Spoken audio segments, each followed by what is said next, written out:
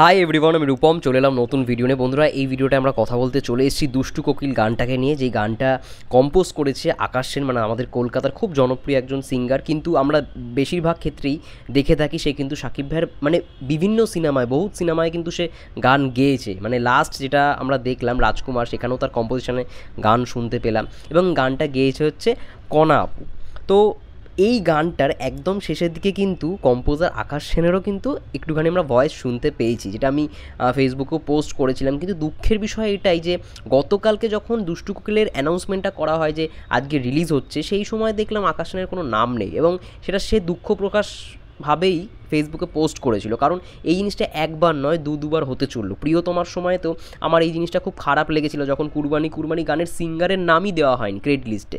SK ফিল্মসের পক্ষ থেকে যখন জিনিসটাকে আপলোড করা হয় তখনই আই থিঙ্ক পুরোপুরি জিনিসটাকে সলভ করে দিয়েছিল শাকিব খান। সেটা তিনি কালকেই মানে ফেসবুক পোস্টে লিখে জানিয়েছিলেন।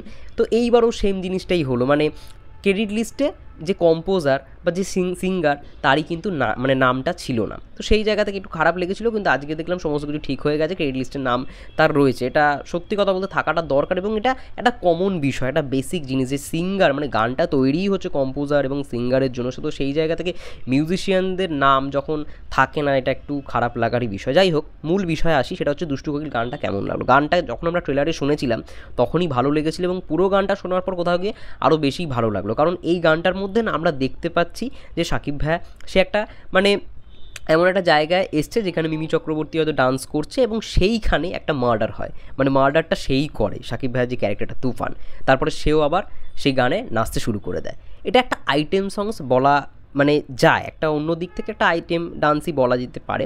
গানটা বেশ ভালো এবং কণা আপুর গান সত্যি কথা বলতে আমি আগেও শুনেছি এবং তার গান, তার যে ভয়েসটা সেটাও কিন্তু শুনতে খুব ভালো লাগছে। গানের লিরিক্স যদি কথা বলি, লিরিক্স নিয়ে যদি কথা বলি, লিরিক্সটা কিন্তু খুব মানানসই, মানে এরকম একটা মানে সেট আপের মধ্যে দারুণ, এটা কিন্তু খুব ভালো লাগছে দেখতে। লুক অ্যান্ড ফিল্টারও যদি কথা বলি, একটা আলাদা ওয়ার্ম ফিল্টারের ভাইবস দিচ্ছে, মানে গ্যাংস্টারের যেরকম ফিল্ম হয়, গ্যাংস্টার মাফিয়া যে মানে যেরকম সিনেমা হয় যে ব্যাকড্রপে, তো সেই ব্যাকড্রপটাকে কিন্তু গানটার মধ্যে দেখানোর চেষ্টা করা হয়েছে, যেটা কিন্তু এই গানটার ক্ষেত্রে আমার মানে কোথাও গিয়ে পজিটিভ দিক লেগেছে। এছাড়াও আরও দিকপত্র রয়েছে গানের বিষয়ে, তো আমি আর খুব ভালো করে বলতে পারবো না, কিন্তু ওভারঅল গানটার মানে আমি যদি ভয়েস নিয়ে যদি কথা বলি বা গানটার আমি শুনে কেমন লাগলো সেই নিয়ে যদি কথা বলি, আমার ভালো লেগেছে। দুষ্টু কোকিল গানটা কিন্তু আমার বেশ ভালো লেগেছে।